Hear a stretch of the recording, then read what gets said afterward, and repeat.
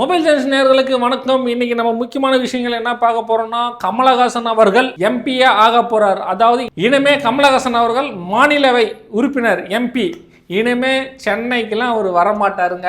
இனிமே அவருக்கு தனியாக வந்து டெல்லியில் வந்து எம்பியானோடனே கோட்ரஸ் இருக்கு, தனியாக செக்யூரிட்டி இருப்பாங்க, தனியாக சமையல்காரங்களுக்கும் அவங்களே சம்பளம் கொடுத்துருவாங்க.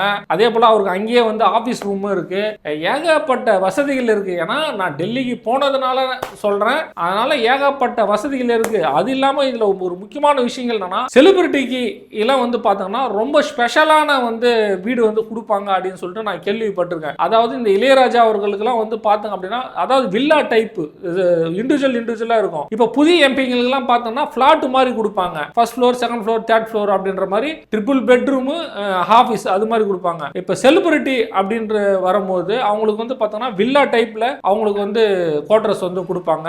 அதனால இனிமே அவர் எம்பி ஆயிட்டோன்னே டெல்லியிலே கலக்குன்னு கலக்க போறாரு. மக்களுக்கு எப்படிலாம் குரல் கொடுக்க போறாருன்னு நம்ம பொறுத்து இருந்து பார்க்கலாம். ஏன்னா இது வரைக்கும் மக்கள் பிரச்சனையில அவரு என்னெல்லாம் குரல் கொடுத்துக்கிறாருன்னு உங்களுக்கு தெரியும். அதனால இனிமே வந்து மக்களவையில நாடாளுமன்றத்தில் குரல் எப்படி ஒலிக்க போகுது அப்படின்னு மட்டும் நீங்க பாருங்க. அவர் என்னெல்லாம் மக்களுக்கு குரல் கொடுத்தாரு அப்படின்னு நம்ம சொல்ல போனா ஒன்றும் இது உண்மையே தெரியலங்க. நான் வேற வீரவசனமாக வேற பேசிட்டேன். அவர் சமீபமாக இப்போ விக்ரம் படம் வந்து பயங்கரமாக ஹிட் ஆச்சு. அமரன் படம் வந்து அவர் தயாரிப்பில் மட்டும் இறங்கியிருந்தார், சிவகார்த்திகேயன் படம், அதுவும் பயங்கரமாக ஹிட் ஆச்சு. அதுக்கப்புறம் சென்னையில் ஆளே காணோம். இன்னைக்கு தான் வந்திருக்காரு சேகர்பாபு, அதாவது அமைச்சர் சேகர்பாபு அவர்கள் மரியாதை நிமித்தமாக சந்திச்சு, ஐயா நீ எம்பி ஆக போகிறேங்க அப்படின்னு சொல்லிட்டு சேகர்பாபு ஐயா, அதாவது அமைச்சர் சேகர்பாபு ஐயா அவர்கிட்ட போயிட்டு ஒரு வாழ்த்துக்களை தெரிவிச்சுட்டு வந்திருக்காரு. அவரே யோசிச்சிருப்பாருன்னு நினைக்கிறேன், நம்ம எப்போ எம்பி ஆக போகிறோம், தேர்தலையே நிற்கலையே அப்படின்னு சொல்லிட்டு. ஆனால் அவர் இது வரைக்கும் என்ன ரீசனாக எதுக்குமே வந்து இது வரைக்கும் குரல் கொடுக்கவே இல்லை.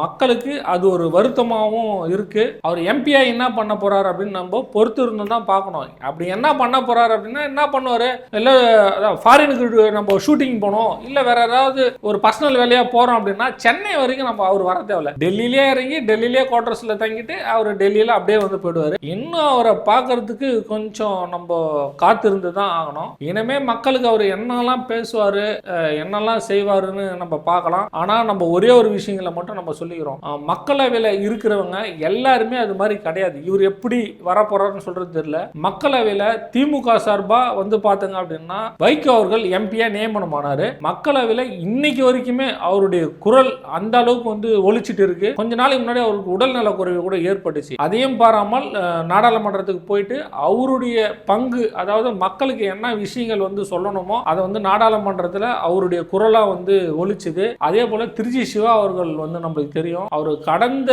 எத்தனையோ வருடங்களா வந்து நாடாளுமன்றத்தில் ஒரு நாள் கூட அட்டெண்டன்ஸ் லீவ் அப்படின்றதே மேக்சிமம் வராது. ஏதாவது ஒரு பர்சனல் ஒர்க்கு இல்லை ரொம்ப தவிர்க்க முடியாத சூழ்நிலை அப்படின்னா மட்டும்தான் அவர் வந்து ஆப்சண்டே ஆவார். இது வரைக்கும் அவர் வந்து ஆப்சண்ட் ஆனது ரொம்பவே கம்மி அப்படின்னா, அந்த அளவுக்கு வந்து மக்களுக்கும் ஆகட்டும், அதே போல திருநங்கைகளுக்கும் ஆகட்டும், அந்த அளவுக்கு வந்து அவருடைய குரல் வந்து நாடாளுமன்றத்தில் வந்து அந்த அளவுக்கு வந்து ஒலிச்சுது. அதே போல இப்ப கமலஹாசன் அவர்கள் என்ன செய்ய போறாரு அப்படின்னு சொல்லிட்டு நம்ம பொறுத்திருந்து பார்க்கலாம். இது வரைக்கும் மக்களுக்கு எந்த குரல் கொடுக்காத கமலஹாசன், அதாவது இது வரைக்கும் அப்படின்னா இத்தனை வருடங்களாக நான் சொல்லல, அவர் அரசியலுக்கு வந்துட்டு நான் சொல்லல, ரீசனா இந்த அண்ணா பல்கலைக்கழக மாணவி அந்த இஷ்யூல இருந்தா சொல்றேன். இந்த அண்ணா பல்கலைக்கழக மாணவி இஷ்யூல இருந்து அதுக்கு நடுவில் வந்து நிறைய விஷயங்கள் வந்து நடந்திருக்கு. அதை ஒன்னொன்னா வந்து புட்டு சொல்லிட்டு இருக்க முடியாது. ஏன்னா இந்த விஷயங்கள் எல்லாமே மக்களாகிய உங்களுக்கும் தெரியும், அவருக்கும் வந்து தெரியும். இனிமே அவருடைய குரல் எப்படி வந்து ஒலிக்குது அப்படின்னு சொல்லிட்டு பார்க்கலாம். அதாவது மக்கள் பிரதிநிதியா மாநிலவை